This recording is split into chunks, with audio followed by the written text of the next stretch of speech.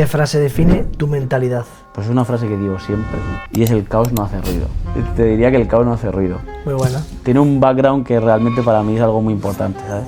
Porque realmente cuánta gente, o sea, tú si cogieses una calle, aquí una calle, Paseo de la Castellana, y tú te metieses en la mente de todas esas personas que van caminando, ¿cuánta gente tiene caos? Pues casi en todos. su vida, casi todo el mundo. Casi todos. Pero hay ruido, no. Se escuchan coches, tal, no sé qué, pero en sus cabezas no hay ruido. Entonces realmente para mí eso es el caos no hace ruido, es clave para, no sé, me gusta mucho esa frase. Está buena, está buena.